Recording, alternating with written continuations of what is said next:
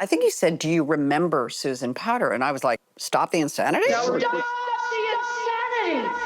It is such a treat to get to see you both. Congratulations, release day is here. Zeberiah has been, keeping me in the loop on this journey for a long time, and I'm so excited, Susan, that your big day is here. First off, how are you feeling now that you're going to be reintroduced to the world? So many levels of so many things to be able to say after 2 years and a lot of hard work, independent, like really doing it with barrel, and to have such a beautiful movie that I'm so proud of. I'm just grateful to be able to do my work again. Like I'm grateful and excited and hopeful, full of hope. And I'm proud of it. I'm really, really proud of this movie. I'm really proud. Yeah. For real. So Well, I got to ask you also, how was the cauliflower? I saw that on Instagram. no, you know what I did? This is what I did, because I said to Zeb, I'm staying in a place that has chickens and a full kitchen because, that's all I need. And I said, come over, we'll eat, because it's movie eve. It was movie eve last night. And that is huge 2 years later. I mean, the food that she makes, it's like very simple. Like you'll hear just cauliflower, but the way she prepares it, it's like the best cauliflower you have You know ever what we had. started with? You have to hear this because you can do this. Okay. Okay. Organic everything. Organic dates, open them up. Goat cheese, honey, and walnut sprinkled on. Bake 5 minutes. Hot goat cheese dates. It sounds incredible. I have nothing else to say but that. I'm going to make that. Zeberiah, I remember when you told me about this, and you and I are from a similar era, and I was like, oh my gosh, I was obsessed with Susan Powter. Stop the insanity. Like, you never forget it. And I know that the way that you two were able to come together is a very interesting and lucky story. Remind everyone out there, because I know it kind of started on Instagram. Well, yeah, I was looking for Susan for about 9 months, and I, was calling women's groups and health stores and yoga centers. I was looking in Seattle and Portland and Santa Fe, and I was getting nowhere. Like I was reaching out to a former business partner, nobody was getting back to me. And so there was this old Instagram account, a fan account for Stop the Insanity, and it had about 5,000 followers. So I went one by one down each follower, and there was one account that had like soups and cauliflower. My pictures of food. Yeah, and I just thought to myself, it looked and felt Susan Powter-ish, and there was a phone number on the profile, because like 10, 15 years ago, you had to put your phone number and email on the profile. I was nowhere on any social media of any kind. Nowhere. So I just started texting that number, and lo and behold, it was Susan Powter. And so my first text I ever sent her was like Susan Powter ? And I froze. No, it freaked me out really badly because nobody had my number, not because fancy schmancy, because nobody had my number. And I'm delivering food, Uber Eats, and it freaked me out. Yeah. It really did. It scared me. And then when I talked to him, he said, I'm thinking about, what would you think about doing, a project. Just a documentary project. And I said, absolutely not. I said, people have fluorescent white teeth, this much Botox, lips out to here, full hair extension. No, I've done nothing, like nothing. And I was in no place to have no. And then he said, can I come and meet you? And we met. Yeah, we met, and then it was, pretty instant. It was the next day. Instant. He called, he's Jamie Lee Curtis, and he had a conversation. He said, I found Susan Powter. She said, is she still the same? Like, does she still have the energy? The magic. And he called me, and I didn't know any of that. He called me and said, can I come back tomorrow and film you? And for some crazy reason, I said yes. The energy and the magic is still there. I see it right here. I love that. And he is a trustworthy, talented young man. That energy is real too. Yeah. It's real, because otherwise I wouldn't have let you in the damn door. Yeah. Thank you. And this for you, going into documentary filmmaking was, this is a big project, but what was it about Susan that you were like, I think this is going to be like the perfect subject to do a documentary on? I think, obviously such an interesting story from what we knew, but then, when I met with her and we were having ramen in Las Vegas, I was shocked that she was in Las Vegas. She was a lot different than what she is right now, right? Like, she hadn't really been out around people or at restaurants and stuff in quite some time. Very isolated. So we call it like she was like the Nell version of Susan. I was Nell in the woods going to a restaurant. And it was very like intense, but I immediately gravitated towards the magic and the energy that was still there. And although it was buried under like poverty and really harsh like life circumstances, it was still there. And so I just thought, like how could you not want to tell that story, you know? And a lot of it isn't like a rise fall story. It's really about like a woman who's living in America right now who's older, invisible, in a food drought, very poor, and has like very few options. But it just so happens No that insurance and very little hope. You, like that is real for, that's why it's not, she had millions, this is what happened. but No. she's also Susan Powter. So the Yeah. audience is watching this like unicorn deal with something that's very common. And to me, that was like the whole North Star of the whole project was like, how much can we show this unicorn in a very common situation? And that's it. I think so much about this idea that if you're on TV, if you have a book, you must have millions of dollars, you're set for life, you live in a fabulous house, you know, even if we hadn't seen you in a while, but that the reality couldn't have been further from the truth. Well, people assumed I was rich. Like, Yeah. so any interaction, I mean, I lost a job that I needed really badly because she Googled me and thought I was there doing like an expose on her food. And I got fired. I had a bus driver literally laugh in my face when I didn't have a car and I was taking my youngest son to school. And she was like, "What are you doing here? You're Susan Powter." Because my voice is as obvious as daylight.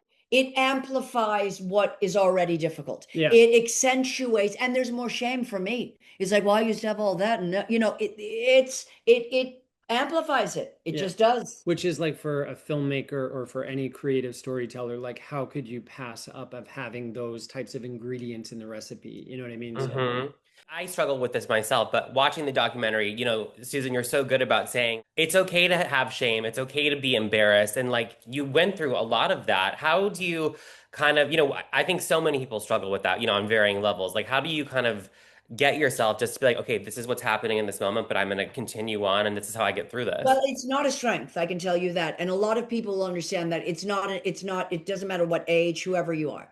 The Yeah. fact of the matter is the cell of I have lived 68 years on this earth. I've raised three grown men as a single mother. I've done every job on the planet Earth. Okay, that's good.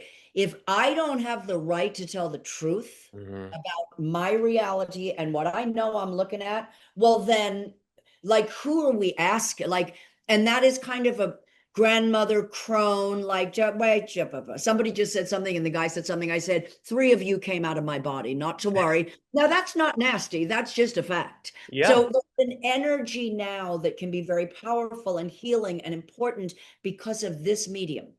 We're doing a fabulous interview. And just before we came on, Zeb said, this guy's fabulous. I love this guy. Like that's the new day and age from the 90s. You're too young to even remember, probably. No, I do.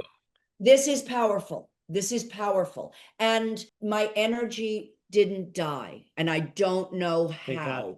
Thank God Thank and God. thank Yeah. you. Thank God and thank you, Zeberiah Newman. It's so biblical, isn't it, It Zeberiah? is. You almost want to thank God as soon as you say that, Zeberiah. Zeberiah. Just to make sure you got yourself covered. Zeberiah, also, I think so many queer people are going to connect to this story because I think there's so many similarities and people will see a part of themselves in part of Susan's story. What's your hope for that? And tell me a little bit, because I know you and I both felt a connection to Susan Powter, you know, and now here you are. I think that like the main message of the film, and this could be a little, I don't know, meta or whatever, but it's like the power of mindfulness, right? Like there's a scene in the film where Susan, she just had some car trouble, very minor situation that totally like destroyed her day. That destroys people's Because when your week. car, That won't when you're- you can't go to your job. yeah, when so she's driving and she's really like in the middle of a major spiral, and then she comes to a stop sign and she rolls down her window and there's a motorcyclist next to her who's playing music, and she just totally starts to zone out with the music and starts dancing and having a laugh in the car. And to me, that is the message of the film. Like if you are struggling in here, focus out. Do you know what I mean? Like look outside yourself, like roll the window down, go for a walk. Like those are the things, those are sort of the, I mean, I know Susan is like, I would never. They're not my beliefs. They're but, not, yeah. Mine is I quite can simple. feel her sitting next No, to me. no, Like, judge you. No, I do not judge. I do not judge. I do not judge. But mine is much simpler. It's WAG. It's women and gays. women engaged. Like yeah. who cares about anyone else? Women and gays. Yeah. And the young gay men and the older gay men. I didn't know. I was working like a racehorse. I was actually doing all the work and raising my children, unlike all the men in the boardroom. I didn't know that the 14-year-old gay boys recognize like, oh my God, she's different. It didn't matter the sexuality. Yeah. It was they didn't see women in Ohio with hair this long screaming at the top of their lungs, flapping a thing of baloney on TV. Yeah. They did not. Yeah. So whatever you recognize in the oddity or the difference or the lack of fitting in, whatever it was, I was the same because I'm not your average mother Yeah. or woman in the PTA. This is me. Yeah. Yeah. From day one. So you recognize that. So I say women and gays, and who cares about anything else? Yeah. Who Right? cares? Right? And I agree. And Susan, you said, I think the words you were big lesbian is what you say in Big the doc. lesbian. As you kind of reemerge into everyone's, world and society, are you excited to kind of get to hang out with more of the LGBTQ community? Because like I said, I think, listen, yeah. I'm not a committee. I like nice people, Yeah. and I'm thrilled to be able to meet, including nice interviewers. Like we didn't have any of this. That's great. I like nice people. I don't care what your anything is. That's Yeah. fine. Like that's fine. What I'm proud of is that I have the choice, and I'm a single mother by choice of 3 grown men who know that I chose lesbian for many fabulous reasons and couldn't be happier. What I am is I'm just a big lesbian, and so glad that it's 68. My mother wouldn't, I mean, she wouldn't be so lucky. Like I'm saying, the rights that were fought for and died for, and that's all so real that I want to meet nice people. Yeah. Mhm. But I don't hang out, and I don't get, whatever. I just want to meet nice people. And women.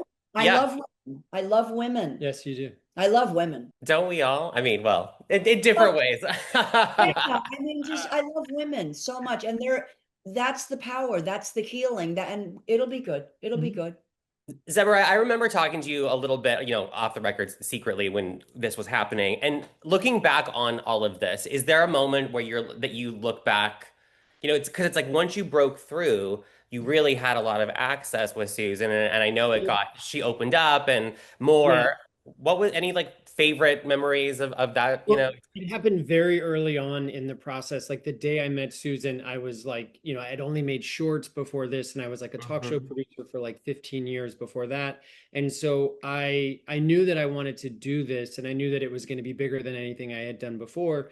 But I was also like, I had no money, I had no infrastructure. And so the moment that sticks out is when I'm on a gratitude group text with Jamie Lee Curtis and a bunch of other people. And I just wrote on my gratitude list, I found Susan Powter. And then minutes later, my phone rings, it's Jamie Lee Curtis. And she literally wired me money the next day. And she said, go back to Vegas tomorrow and start filming. And I did. And I thought about that a lot because we've been doing this for 2 years, and there have been a lot of like, the industry is in full catastrophic free fall right now. And it's been really hard to try to find partners. And we have the best partners now. Like we're obsessed with our distributors and everyone involved in the film, from John Redman to, McKeel Thomas and Leah Turner. Like they're just incredible. It's the best team ever. The best team. But there were a lot of times throughout the process where it was kind of scary. And so I would always go back to that moment where when Jamie Lee Curtis called and said, does she still have the magic? Does the energy still intact? And I said, yeah. And she made it all happen. So to me, that was like, we might not have the big studio money, but we had enough, and so that was kind of like one of the big, and then a million moments of being with Susan, like every time we filmed. Well, the interesting thing is that Zeb always said he would come in chunks, and we worked because we're all workers, and we were doing it on a nothing, and everybody's working very hard.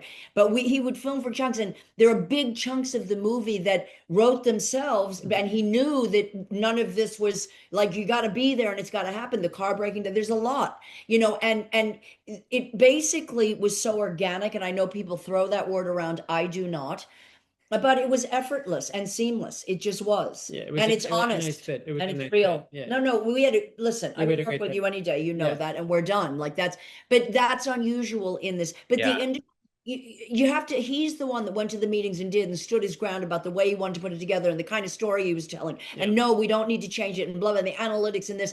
He's the one that did that. I'm just glad now we can get it to the audience. Let the audience decide. That's what I said all along. Yeah. Get it to people, have them watch it. And in this day and age, you can send me your reaction and I can post it. That's real. Yeah, That's I love that. New industry. It's the new industry. It is the new, it's the new way. Now that, like I said, it's like a reintroduction almost like a second, not a second chance, but another chance. Thinking about you were in books, television, everywhere. Do you want any of that again, or have you figured out what, now that this movie is here, what that next part No, will? it's really simple. Very few people have a chance to do it once. Yeah. I have an opportunity to do it twice. It will be done properly this time. My work, other than the movie and answering questions and having the privilege of the movie, my work is more real today than ever. Audio, video, speaking tours, another book, all of it. And this time I can own it, you see. I can own it. And it can be digitalized on my platform, and you can buy it if you like it. And I can subscription, and this is my dream. And what I'm old enough and have been bashed around enough to tell you that I know it is a second chance. Not many people get a first chance. I'm acutely aware, and I can tell you and promise you this: I will be checking the bank balances every 25 seconds. Well, listen, Lesson learned. Lesson learned. lesson learned. Yeah. Well, listen, I'm so happy that the two of you found each We did other. it together. We did it together. We've never done it together except with you. Really? Oh my gosh, I'm No, so we've honored. never done that together. We did it together. I love that. See, Diane. I'm so happy to get to do that. Well, listen, congratulations. Like Thank I you. said, it's out now. The world can see it. I'll definitely see you soon. And nice to meet you. And listen, Thank you, Anthony. important, go on Rotten Tomatoes. I mean it. Yes. This is indie. Tell everyone that sees it, that loves it. Please let them know, for God's sake. That's the power of it. And Yeah. tell everyone you know this is real. Get it. That's Thank you. right.